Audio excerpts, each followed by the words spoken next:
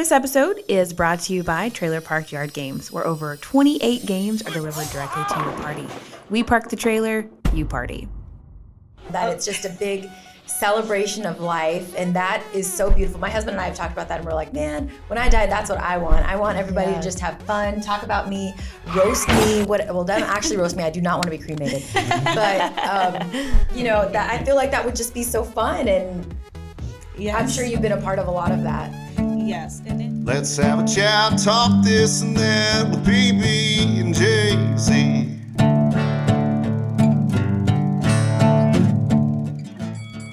Hello, and welcome to the PB and Jaisy podcast. My name is Jaisy. I don't know why I said that like that. Hello. Hello. Miss Doubtfire. We have Michael Padgett here with us Once again. the original Mrs. Doubtfire himself. He's again in the place of Bill, and we have Sarah Padgett. And I'm kind of missing Bill. I know. Well, thanks. But I do like having you here. But I do kind of miss Bill too. I mean, I miss Bill. A little bit. Bill, we do miss you. Your presence is noticed. I love when he gives presents. Yes. Also that. Can you bring us some presents when you come back?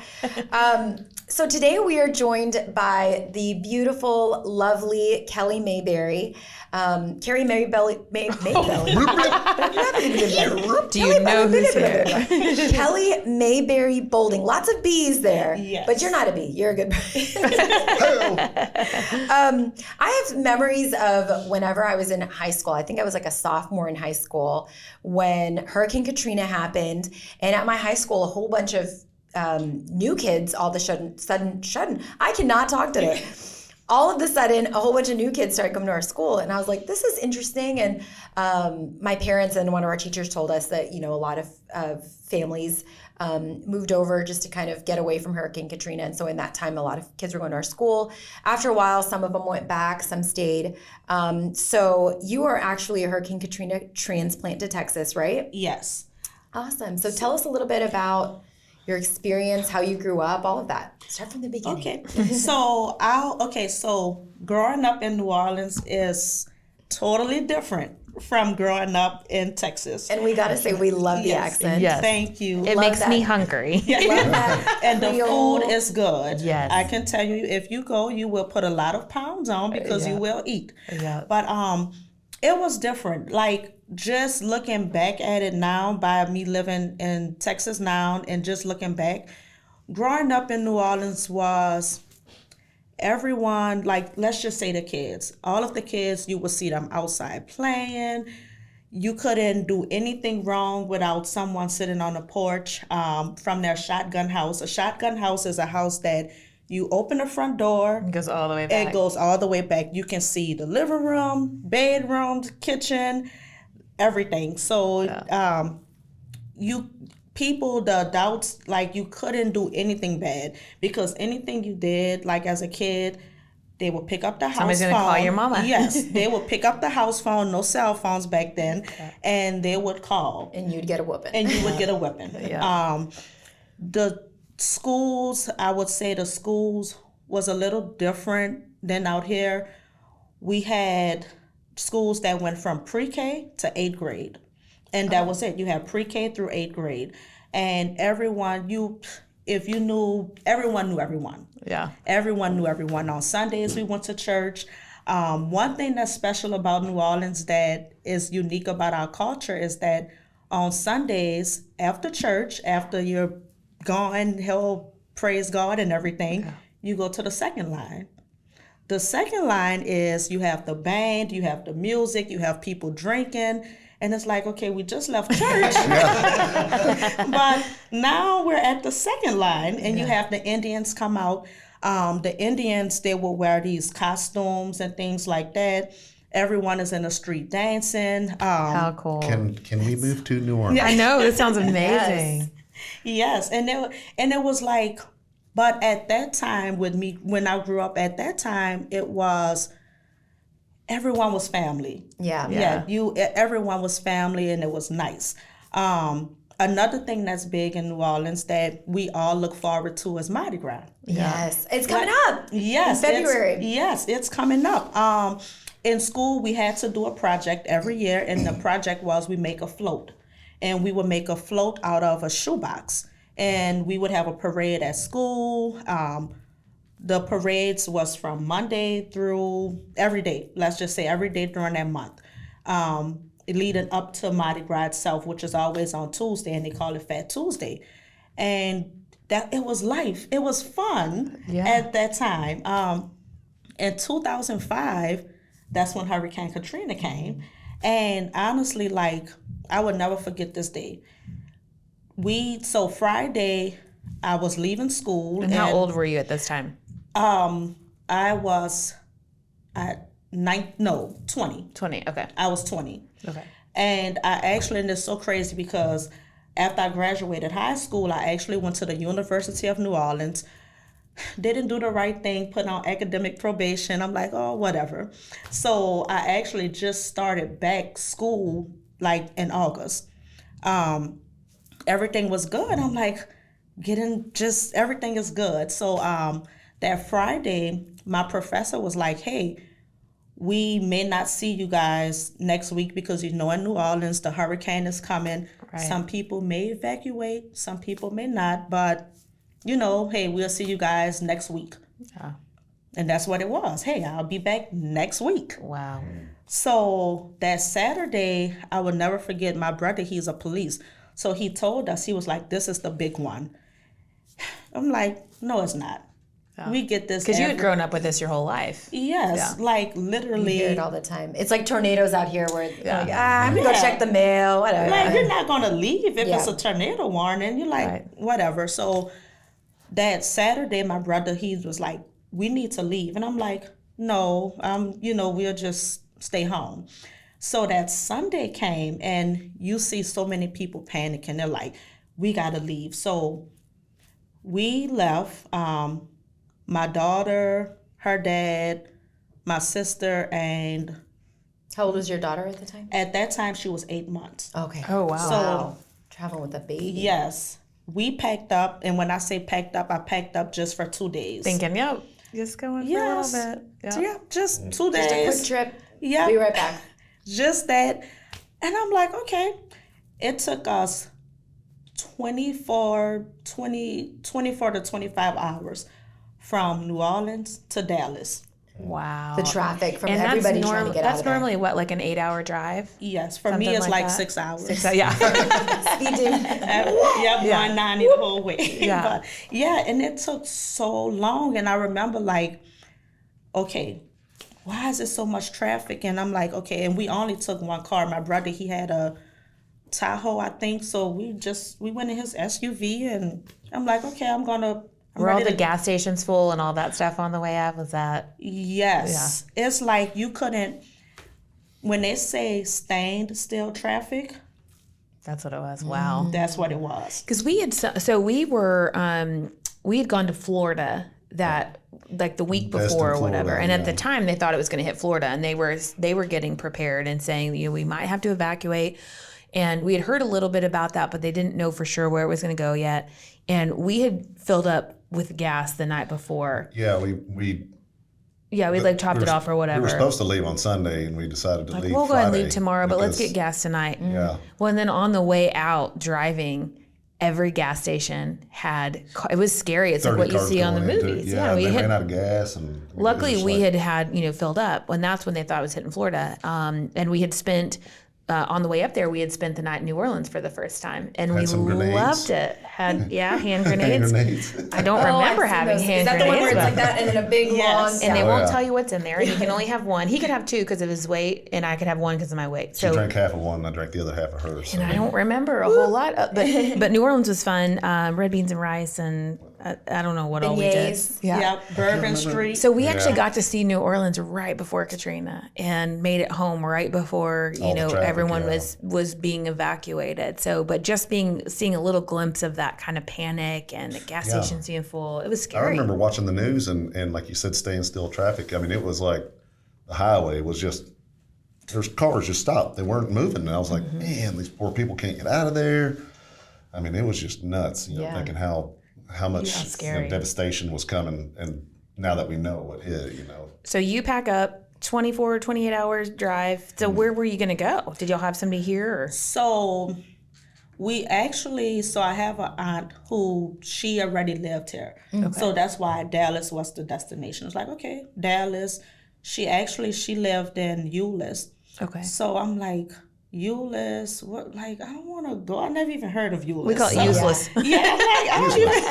Like, where Sorry if you live. We're going to the HEB area. You know where you live. You know it. Yeah, I'm like, okay. So now so I told you who all went the first. Like, my other family did not leave. Okay. Oh, they stayed. Yes. So let's say Monday, we find a hotel.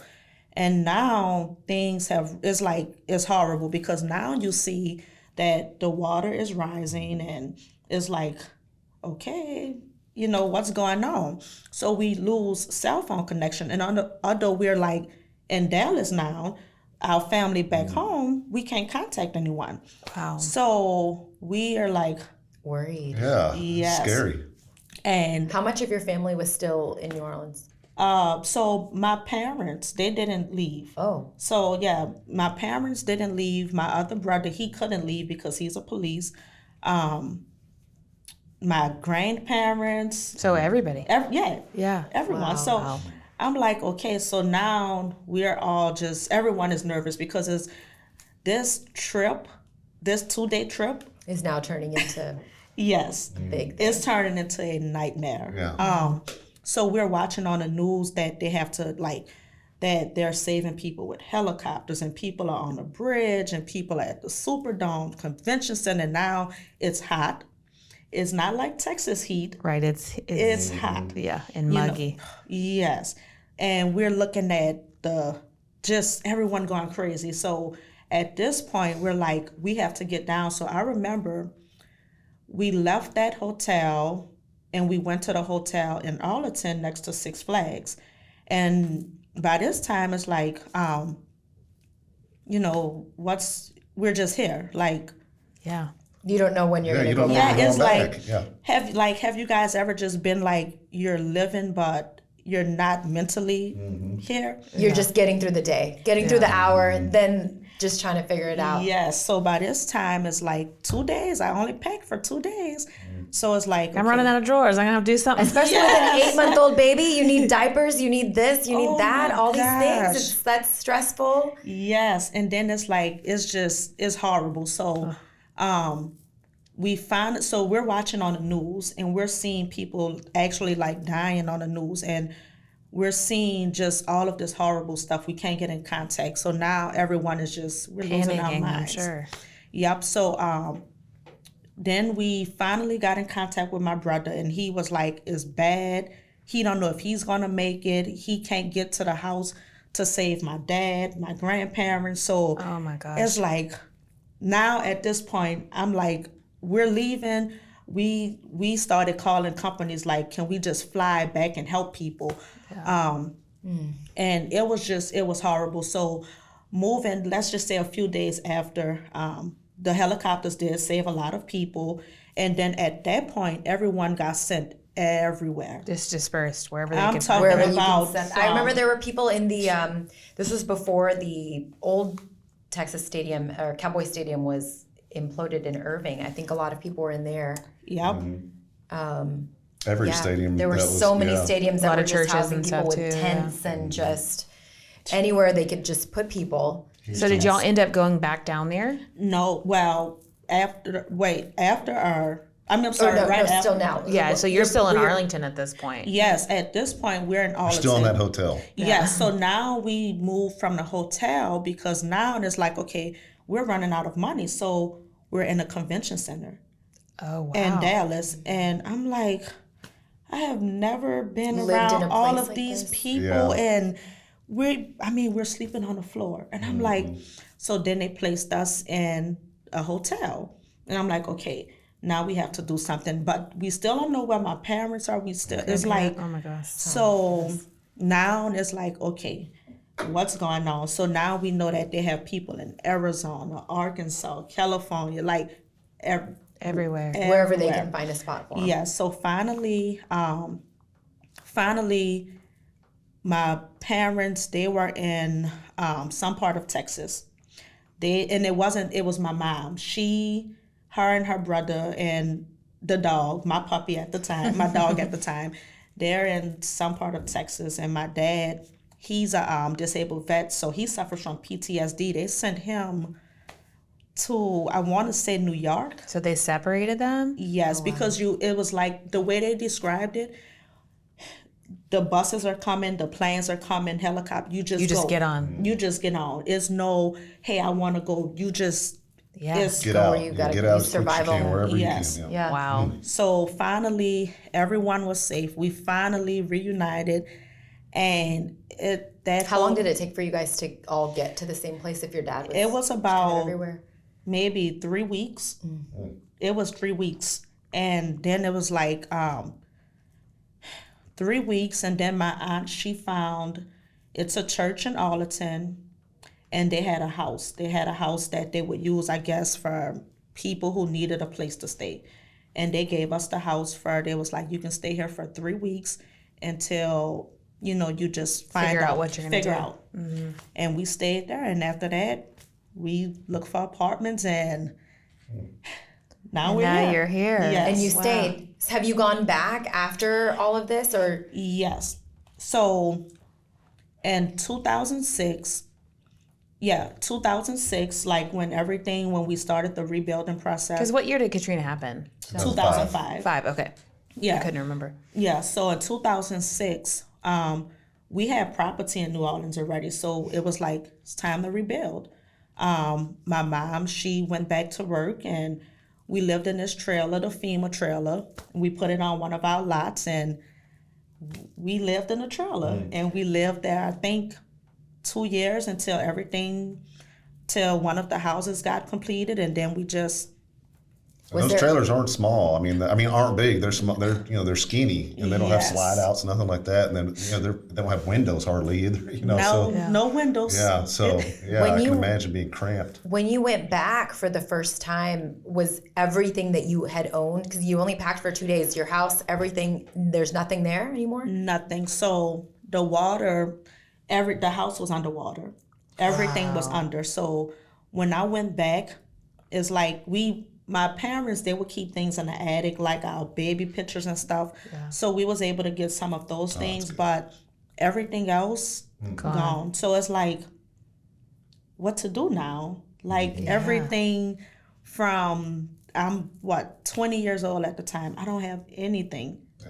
We don't have anything, just those memories that people have, just the marks on the line, on the wall when you're growing, the growth chart. Yeah.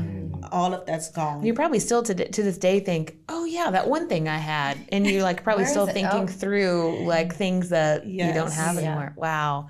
But it's hard, but at the same time, it really strips away the stuff and it gets down to what really matters, because at the end of the day, you weren't worried about your stuff. You were worried about your parents and your grandparents. And, so I think there's always a little blessing in there to kind of realize what's important. Yes, it is. And I think after Hurricane Katrina, it's just nothing really matters. It's like the material things, that you can have it one day And be gone the next. and it's gone the next, but you can't get your family back. Yeah, right. So that's like, even now, I never did care about material things.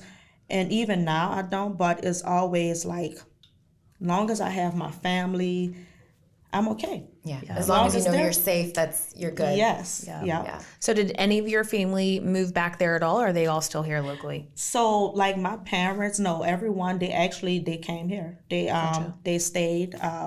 Now my immediate family, they stayed. Okay. So my siblings, they're here. Parents, they're here. So you've got probably some cousins and stuff like that. Cousins, uncles, Okay. they're back. But everyone, Your brother, who was a police officer, is he still there, or did he move here? he's here. He's here. Yep, Awesome. he's here. Is he a police officer here? Yep. Now? Oh, good. He came. Yeah, he's been on the force. I think he got on in Cedar Hill in 2006. Oh, awesome. So That's awesome. yep, That's he's really still cool. here. So what do y'all do? Okay, so Hurricane Katrina happens. Your house is, obviously it's gone. Stuff's gone. What happens with property like that? Like, what is that process? Because I know because you're real estate now. How does that process work? So we took advantage. So I'll just tell you, we took advantage of the market. Sure. You have people who, what happened is the homes are destroyed. You have some homes. They just knock them down? Well, you have some people that just sell. They're like, we can just sell this lot and get the money for it. If not, knock it down and rebuild. So it's like you have two options. You sell it or you rebuild. The people who decided not to the people who decided not to rebuild, then that's when we came along, because I was buying houses up in New Orleans. So you know what? This is the perfect opportunity. Yeah. So, houses going 8,000, 9,000. Really? Yes. So did you buy a bunch of property down there? A lot. That is all good for you. A lot. Good for and you. it was like, at that time, it's like, okay, you buy, fix it up. And at that time, we can do a bond for deed. I don't think Texas. I don't think they'll do that here. Yeah, they don't do it here, but we would either do a bond for deed or just flip it or just fix it up and rent it out, because now you have people coming. It's 2007 now. People are coming back. Mm-hmm. Looking for a place to stay. Yep. Wow. You were smart about it. So you were in real estate when all this happened, or when did you get in real estate? So actually, at 19, I started tapping into real estate. Mm-hmm. And I actually had a property right before Katrina happened. It was a duplex. And the whole thing was, with the duplex, live on one side and rent out the other. Yeah. But at that time, it was still in the process of being fixed up. So I never actually lived in the property. Gotcha. So. Wow. That's so crazy. So $8,000. Yeah. That's nuts. That's nuts. I'm sure those homes are now, girl, you making bank. So did you sell those? Are they rental properties for you, or what'd y'all do with them? some are Airbnbs, rentals, and the rest was just sold, because you have, look at the market now. Yeah. It's like, at that time, I'm like, in 2012, I'm like, people are buying, I can just sell. Yeah. But if I would have kept those same properties, those properties now are like 400 and 500. Wow. I'm like, Yeah. Probably makes you sick. yes, I'm very sick. Yes, don't look back on it. Don't look back. But you still made great money if you bought them for $8 and sold them for way more. That's still good. Yes. Yeah. Okay. So anything that, I guess I'll ask you this. What do you miss most about New Orleans? I miss it. The most thing. Okay. And I'm sorry, I need to say Nolans. Oh, right? New Orleans. New Orleans. It was, prior to Katrina, it was just a big family. Yeah. And that's what I miss. I miss my church, going to church out there, it was family. Our neighbors' family. I had so many cousins who wasn't even my cousins, and so many aunts and uncles who we weren't even blood related. Right. But I just miss. You miss that second line? Yeah. Yes. Yeah. How long had your family lived in Louisiana? Forever. Yeah. Yep. Born and raised. I love that culture, because even, you were talking about the churches. I've seen the funerals and all of that. It's just a big celebration of life, and that is so beautiful. My husband and I have talked about that, and we're like, man, when I die, that's what I want. I want everybody to just have fun, talk about me, roast me. Don't actually roast me. I do not want to be cremated. But, that I feel like that would just be so fun, and yes. I'm sure you've been a part of a lot of that. Yes, and it is, and it's and that's what a second lines. They walk with your casket, they second line, and it's just a celebration of life. It's so just awesome. A celebration of life. Yeah. Do y'all get that opportunity to do any of that now that y'all are in Texas? Kind of. So I know this may sound bad, but when someone dies, we do, if you die, we do bury them in New Orleans. So when that happens, we go back. Yeah. So. But that's probably bittersweet for you too, to be able to, tap back into that culture. And I'm sure you miss it, because it's totally different here. Yes. Totally different. But we love New Orleans, and we've gone several times. And every time we've gone, it's just it does feel very much like family, and everyone is super sweet. Mm-hmm. And it is, it's a wild ride. I'll tell you that. When we went, we were there on a random Monday, and I think I saw more boobs that day than I had seen Yeah, like my go back. whole life. I mean, it wasn't even like Mardi Gras or anything. It was just you were walking, you were just walking down the street, and there was just, there were boobs and beads and red beans and rice. I don't know. It was kind of it was a good family afternoon. Food or special? Do you make any food? Do you make any special? Do you make any food? I know how to make macaroni do you and cereal? cheese. Do you mac and cheese? No. Do you make any New Orleans Totino's food? pizzas. Yes. Can you cook? Yep, I can cook. Ramen noodles. Yep, I can cook. What's your specialty? Crawfish etouffee, shrimp pasta, gumbo, red beans and rice. Oh my God. Can we pay you to make us food? Well, I was going to transition from the boobs that I was just talking about to your story. So we have a little segment that we like to call Tales from the Lockbox. Okay, so you have a story. She had said it was about Involves nursing, boobs. and I thought I thought it was. she meant like she was a nurse, but that's just the first time my head's not been in the gutter for some reason. All right, Miss Kelly, tell us your story. Oh my gosh. Okay, so my son, I wanted to do this new thing and I wanted to nurse him. So I learned to nurse him, and at first he wouldn't latch on. Now this is when he was first born. So by the time he's 2 months, he's doing well. Yeah. So they get the hang of it. Yeah, he have to hang up. So I'm like, okay, when he's 1, I'm going to wean him. That wasn't happening at all. So he always wanted to nurse, and it was to the point where between the ages of 1 and 2, he wanted to nurse. I couldn't wean him. So let's fast forward. He's like 2.5, and he's able, he's talking and everything. Yeah. So we're in Walmart, and I'm just walking, pushing a cart, and it's the summertime, so I have on like a loose little t-shirt. Yeah. I'm looking nice, and I'm like, okay, let me run in and get a few things. So I can hear people like, oh my gosh, and just the comments, and just hear people. So I'm not really paying attention, and he pulled my shirt down, and it was just down, and I'm like, how couldn't I feel this? Yeah. And You were so used to it at this point. yeah, so I'm like, how can I? So I'm pushing a cart, and I'm just, you're looking around and you're looking, and my face, I had to be looking to my left because I'm looking, and some lady, she tapped me and she was like, and I'm like, oh my gosh. So he just pulled it down and left it? Yes. So he And, didn't latch on. He just was like, No, let me he look didn't. at it. Nah, I don't want it.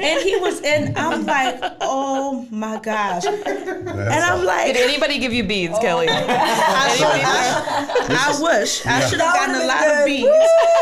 These are the memes that we see Yeah. about Walmart. Yes. And some things you're like, this can't be real life. This can't. And I'm like, oh my gosh. And it's like, it's like, when you're looking around, you're not weren't really paying thinking. attention. Yeah. And he pulled it, and I'm like, okay, this is enough. And then he was like, I want milk. He was like, Milkies, I want milk.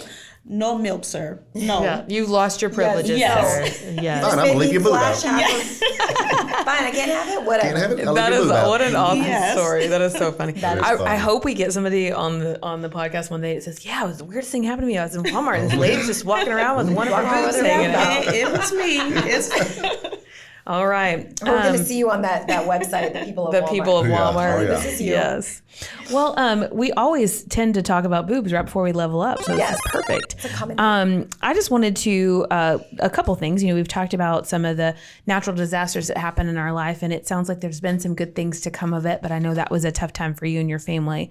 But just a reminder: the sun always shines after the storm. So anytime we go through things like that, there's always a bright side at some point.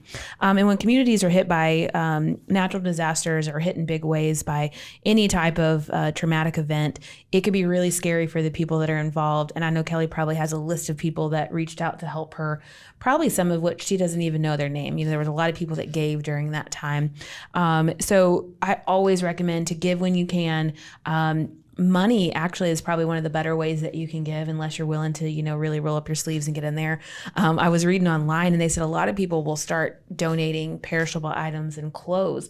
Well, then all these people are left with warehouses full of these kind donations, but then it becomes a little bit, of a headache. So just kind of as a thought, if you guys have the money to give when these things happen, a lot of times you can text to give, things like that. There's always PayPal, and Facebook is really good about those kind of accounts. So just be aware of when you can give and how you can give. Kelly, thank you for coming and sharing your story. Thank you for wearing a shirt. Yes. We really appreciate it. I don't know if Michael appreciates it. No, but it's okay. Thanks for coming. Next time it's fine. Yes. But please subscribe, like, follow, all of those things. We love having you guys tune into us every week, and we appreciate it. And with that, we out. Peace. I think I said that we out. That we out. Just had a chat, talk this and that with PB and Jaisy.